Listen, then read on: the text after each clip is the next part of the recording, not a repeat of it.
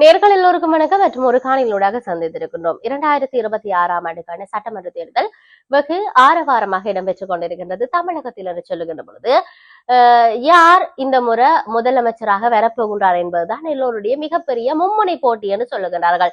பாஜகவா திமுகவா என்கின்ற கேள்விகள் இருக்கின்ற பொழுது தற்பொழுது தமிழக வெற்றி கழகத்தினுடைய சார்பில தலைவர் விஜய் வருவாரா என்கின்ற பல்வேறுபட்ட விடயங்கள் இங்கு சொல்லப்பட்டிருக்கின்ற போதுதான் யாருமே எதிர்பாராத விடயமாக நேற்றைய நாளில சமூக வலைத்தளங்கள்ல வெளியிடப்பட்டிருந்த ஜனநாயகன் திரைப்படம், அந்த திரைப்படத்துக்கு பின்னால் இருக்கக்கூடிய பல்வேறுபட்ட நெருக்கடிகள், அதைவிட சர்ச்சைகளுக்குரிய பல்வேறுபட்ட கருத்துகள், படத்தை நிறுத்தி வைத்தவனும் இவன் தான், வெளியீடு செய்தவனும் இவன் தான் என்று ஒருவரை சாடுகின்ற தன்மை, அதையும் விடுத்து இது யாரால் எப்பொழுது எவ்வாறு ஏன் வெளியிடப்பட்டது என்று ஏராளமான விமர்சனங்கள் சமூக வலைத்தளத்துல திறந்தாலே வந்த வண்ணம் இருக்கின்றது. இதிலும் குறிப்பாக யாருக்கு நட்டம் லாபம் என்பதை தாண்டி இந்த விடயம் பல விமர்சனங்களை உண்டு பண்ணி இருக்கின்றது என்பதை நாங்கள் சொல்லக்கூடியதாக இருக்கின்றது.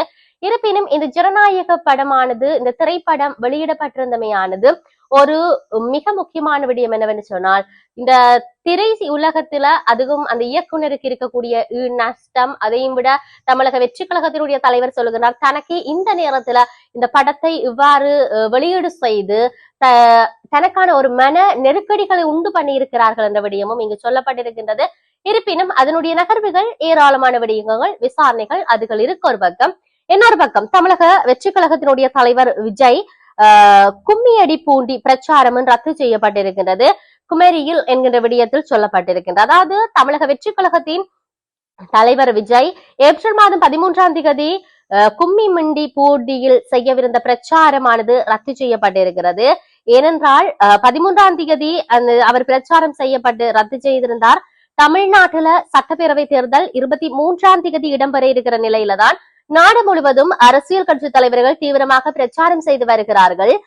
தமிழக வெற்றி கழகத்தின் தலைவர் விஜய் பல்வேறு பகுதிகளில் பிரச்சாரம் செய்து வரும் நிலையில கடலூரில் மேற்கொள்ளப்படவிருந்த பிரச்சாரம் இன்றைய தினம் ரத்து செய்யப்பட்டிருக்கிறது. தேர்தல் ஆணையகமும் காவல்துறையும் அனுமதி அளித்தும் விஜயின் பிரச்சாரம் ரத்து செய்யப்பட்டிருப்பதும் பல்வேறு கேள்விகளை எழுப்பியிருக்கின்றது.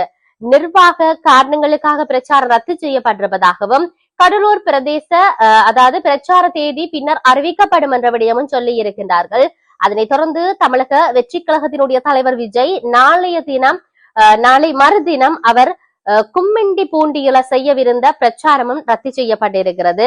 இவ்வாறு தொடர்ச்சியாக பிரச்சாரங்கள் ரத்து செய்யப்படுவதை நாங்கள் பார்க்க கூடியதாக இருக்கிறது.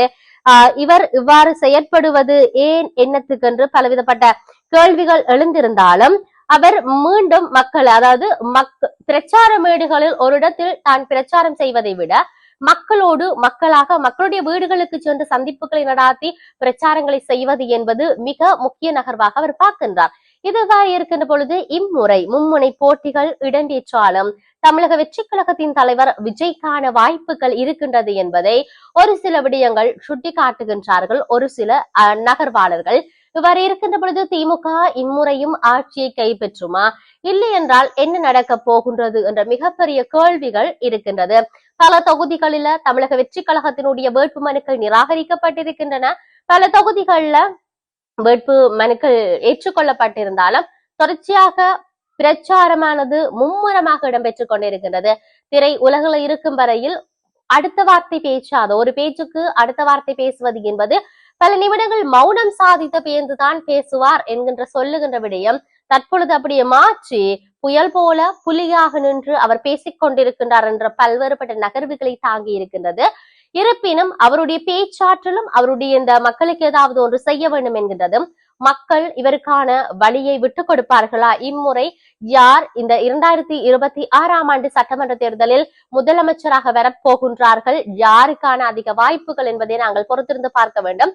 இருப்பினும் தேர்தல்ல ஒரு சொல்லுகின்றார்கள் குறுகிய நாட்களுக்குள்ள தங்களுடைய பணி என்று சொல்லியிருந்தாலும் தமிழக வெற்றி கழகத்துக்கான வாய்ப்புகள் ஏராளமாக இருக்கின்றது என்ற விடயம் சொல்லப்பட்டிருக்கிறது. இருந்தாலும் பொறுத்திருந்து பார்ப்போம் யாருக்கு அந்த சட்டமன்ற தேர்தல்ல வாய்ப்பு கிடைக்க போகின்றது என்பதை மற்றொரு பதிவோடாக சந்திப்போம். வணக்கம்.